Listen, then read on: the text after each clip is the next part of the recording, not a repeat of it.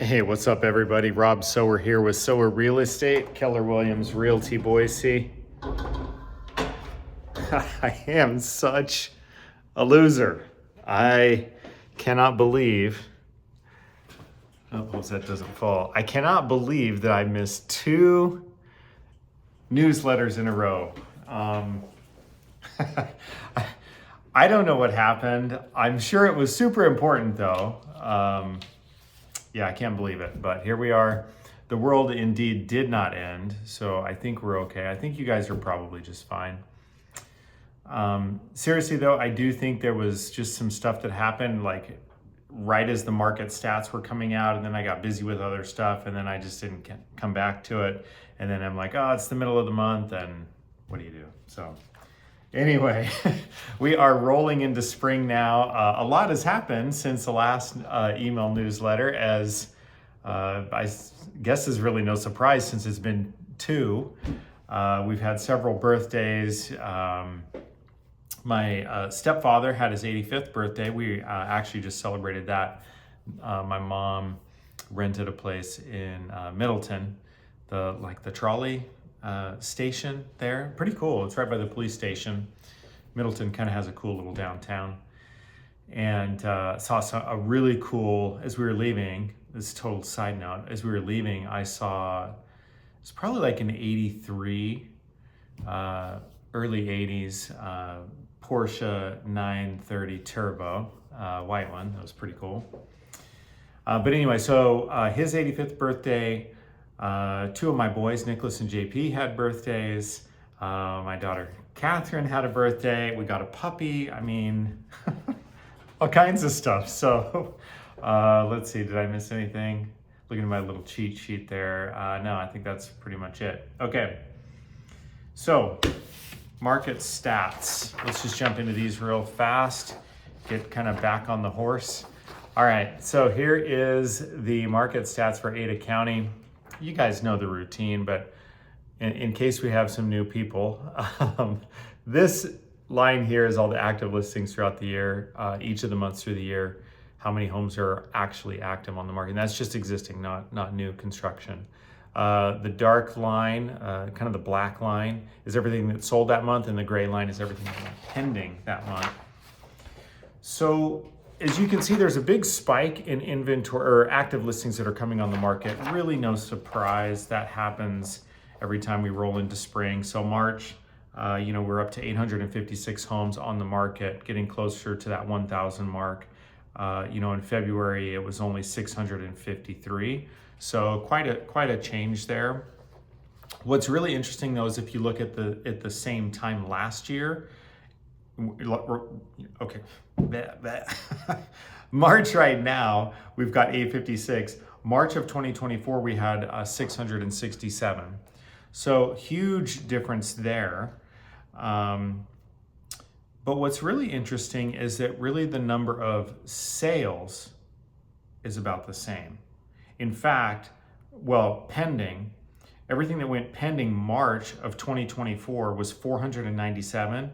March of 2025 is 496. So much slower market. Inventory for Ada County for an aggregate is up to 1.8 from 1.4, which still indicates it's a seller's market. But as I mentioned in the title of the video, with the tariffs and everything, I'm gonna kind of jump into that and why it doesn't really feel like a seller's market. Okay, so North Idaho stats.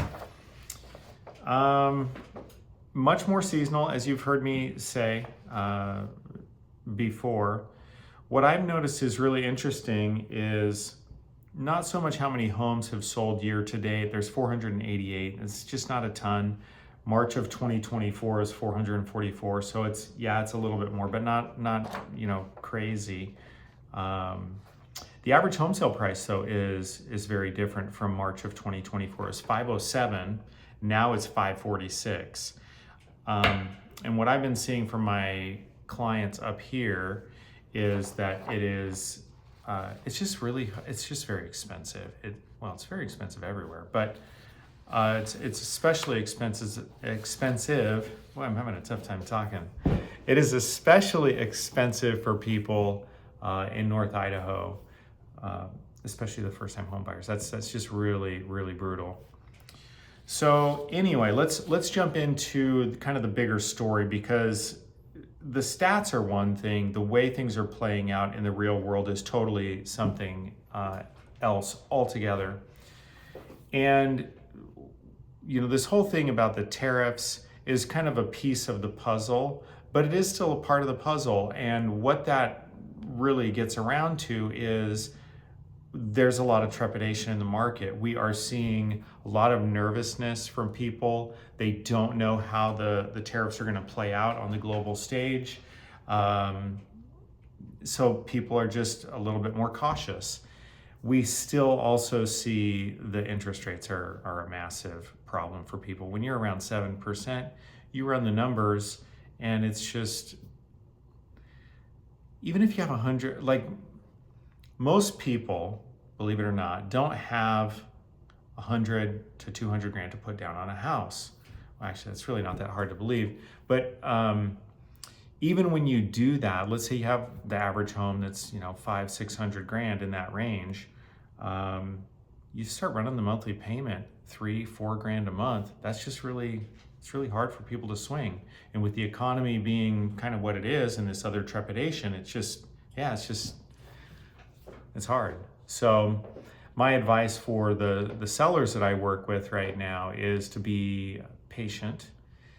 And we still see some homes that sell quickly. It's just not as common. It's very different right now. And the more unique you are as a property, and that could either be in style of home or price, the longer it typically takes. For example, if you're a more expensive home, $1.5-2 million, you are probably going to take a little bit more time to get some traction, just because, well, first of all, there's fewer people that are in that world, right? And on top of that, the people that are in that world, they have to be looking at that time for that property, and they have to feel okay about spending the money, and there's all these other factors. So it's just, the more unique you get, I would say, quote unquote, the more I would recommend being patient. And that's just kind of the way the market is right now. I do think that we will see things settle out as hopefully the things with the tariffs get settled, or they start kind of gelling out here in the near future. If you combine that with interest rates going down, I think you'll see the market loosen up.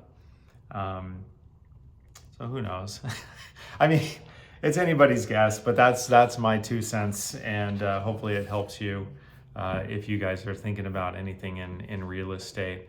And as always, like I say, it depends on your circumstances, your situation, what's going on in your life. And that's where I feel like we really that's kind of our sweet spot, is to sit down with people and say, what is it you're trying to do and why? And to challenge you on that a little bit and find solutions that would work best for you. And sometimes that even means you don't do anything in real estate. Maybe the best thing for you to do is to wait. I don't know. So anyway, hope you guys have a great start to spring, and I hope that I don't miss the next 2 email newsletters. Actually, I know I won't. All right, you guys have a good one. Thanks. Bye.